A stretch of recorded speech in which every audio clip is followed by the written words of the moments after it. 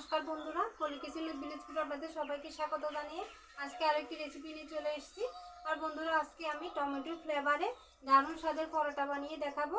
প্রথম থেকে শেষ পর্যন্ত পুরো ভিডিওটি দেখবেন, আশা করি খুব ভালো লাগবে। পরোটা বানানোর জন্য এখানে আমি ছোট মাঝারি সাইজের 3টি টমেটো সিদ্ধ করে নিয়েছি। আর খুব ভালো করে সিদ্ধ করে নিতে হবে। এরকম উপরে পাতলা খোসাটা ছাড়িয়ে নিব।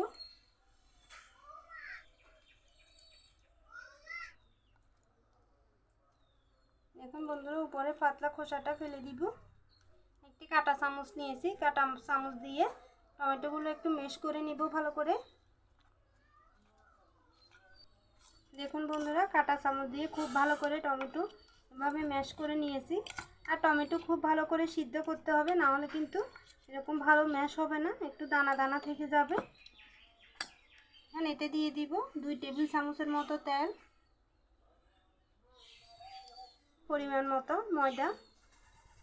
আপনারা চাইলে পরোটাগুলো আটা দিয়ে করতে পারবেন।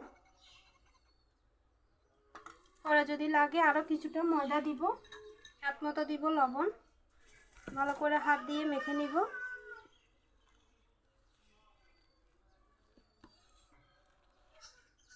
বন্ধুরা, মাখতে মাখতে যদি আপনাদের মনে হয় একটু জল দিতে হবে, তাহলে একটু জলও দিতে পারবেন, কোনো সমস্যা হবে না।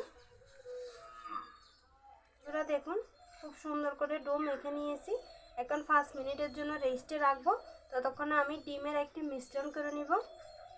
বন্ধুরা, 2টি ডিম ভেঙে নিব।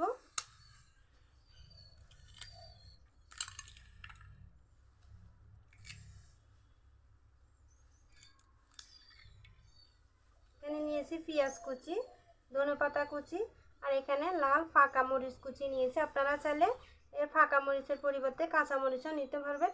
আমার কাছে মনে হয় কাঁচা মরিচের থেকে এর লাল মরিচটা দিলে পরোটাগুলো দেখতে ভালো লাগে।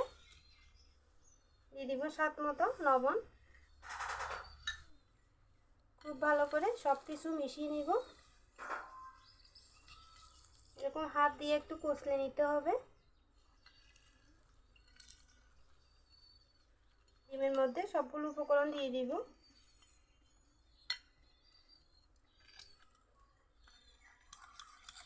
ভালো করে মেখে নিব।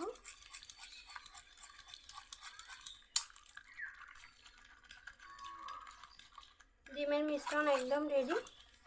এখন হাত ধুয়ে আমি পরোটাগুলো বেলে নিব। ময়দা দিয়ে পরোটাটা বেলে নিব। মা বন্ধুরা দেখুন, পরোটাটা আমি এরকম করে বেলে নিয়েছি। পরোটার উপরে একটু তেল ব্রাশ করে দিব। সামান্য ময়দা ছড়িয়ে দিব। ভাঁজ দিব। আবারও সামান্য ময়দা ছিটিয়ে দিব। এদিক থেকে আবারও ভাঁজ দিব। বন্ধুরা, এরকম করলে পরোটাগুলো নরম তুলতুলে হবে।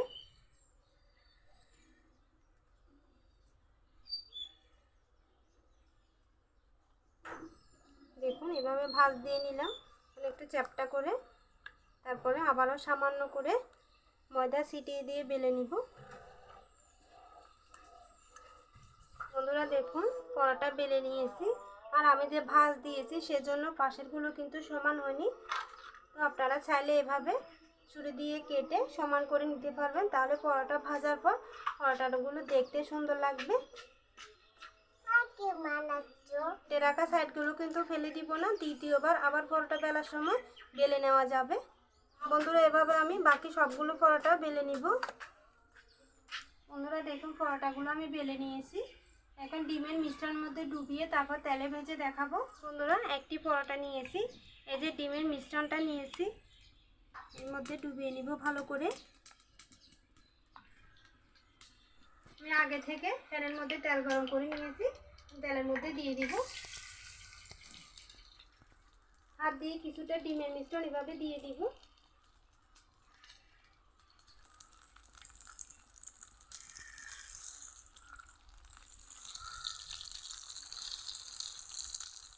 অল্প অল্প আঁচ দিয়ে সময় নিয়ে ভেজে নিতে হবে, তাহলে পরোটা খুব সুন্দর ভাজা হবে, ফুলবেও।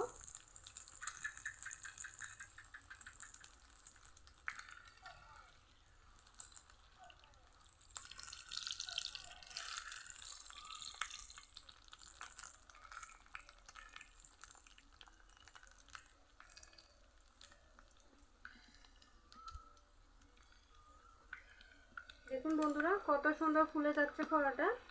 এই পরোটাগুলো খেতে ভীষণ ভালো লাগে।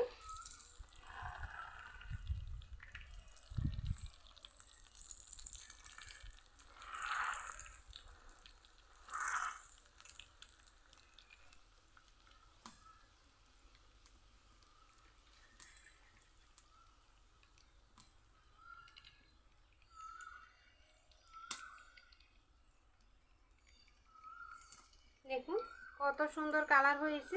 এভাবে আমি সবগুলো পরোটা ভেজে নিব। ঠিক আগের মতো ডিমের মিশ্রণে ডুবিয়ে তারপরে তেলের মধ্যে দিয়ে দিতে হবে।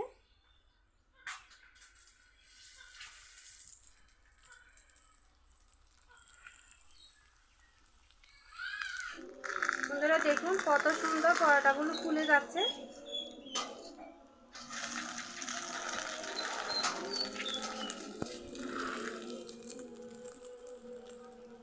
আর পাশে দেখুন ডিম দেওয়ার কারণে এরকম ফেনা উঠতেছে।